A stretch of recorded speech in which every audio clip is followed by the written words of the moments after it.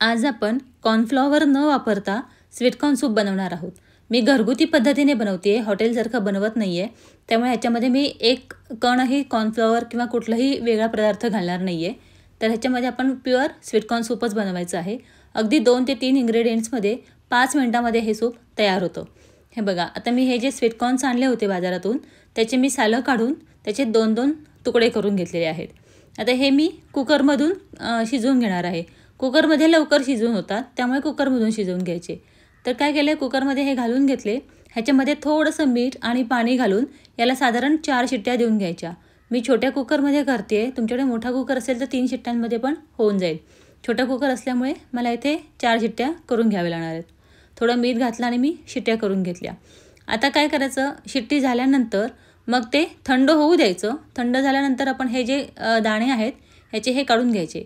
आता 2 स्वीटकॉर्नचे 4 तुकडे होते, त्यातला 1 तुकडा मी तसाच ठेवून दिला आणि उरलेले जे 3 तुकडे आहेत ना त्याचे हे दाणे काढून घेते आहे। आणि जो 1 आहे तो आपण ज्या सूप तयार होईल ना त्याच्यानंतर ते घालून घ्यायचं, म्हणजे त्याच्यामध्ये हे कॉर्न्स शिजवलेले मध्ये मध्ये छान लागतात खायला। त्यामुळे नंतर हे कॉर्न्स असे घालून घ्यायचे एका तुकड्याचे। हे बघा, आता हे मी मिक्सरमध्ये घालून घेते। मिक्सरमध्ये घालून झाल्यानंतर ह्याच्यामध्ये मी फक्त 1 मिरची घालणार आहे, थोडासा तिखटपणा येण्यासाठी। बाकी काहीही ह्याच्यामध्ये घालणार नाही आहे। आणि पाणी घालून हे मिक्सरला फिरवून घेणार आहे।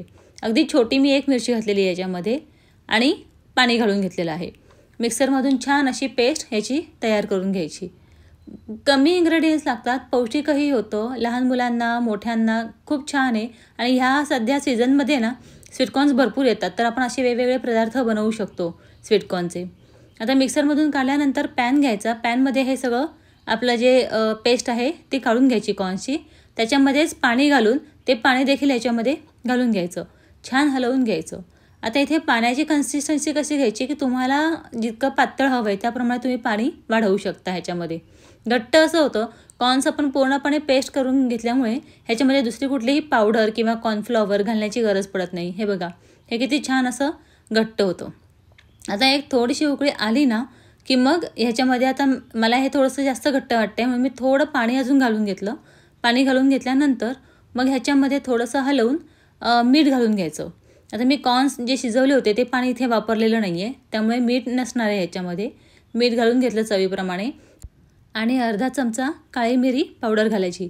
काळी मिरी पावडरनी ॲसिडिटी होत नाही आणि सूप वगैरे कुठलाही पदार्थ बाधत नाही, त्यामुळे काळी मिरी पावडर आठवणीने घालून घ्यायची। आणि ह्याच्यामध्ये मी अर्धा लिंबू पिळून घेतलेलं आहे, थोडासा आंबटपणा येण्यासाठी। खूप छान असं म्हणजे टेस्ट येते लिंबाने, त्यामुळे अर्धा लिंबू पिळून घ्यायचं। व्यवस्थित छान असं हलवून घ्यायचं। तुम्ही बघू शकता छान घट्ट असं झालेलं आहे। हे बघा, अशा पद्धतीने तुम्हाला ज्याप्रमाणे किती पातळ हवे त्याप्रमाणे तुम्ही ह्याच्यामध्ये पाणी घालू शकता।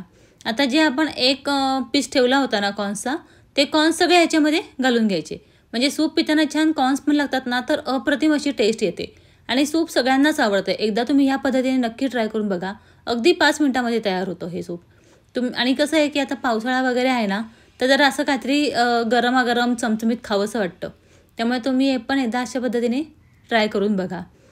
आता हे सगळं कॉर्न्स घातल्यानंतर पुन्हा एकदा छान हलवून घ्यायचं। हलवून झाल्यानंतर अगदी शेवटी ह्याच्यामध्ये कोथिंबीर घालून घ्यायची। कोथिंबीरीने छान असा वास येतो ह्याचा। हे बघा, किती पटकन असं सूप आपलं तयार झालं। लहान मुलांना, मोठ्यांना, घरात वयस्कर लोक असतील त्यांच्यासाठी ही सूप अगदी हेल्दी आहे। तर मी कायमच असं सूप बनवत असते। आरवीला तर प्रचंड आवडतं हे सूप।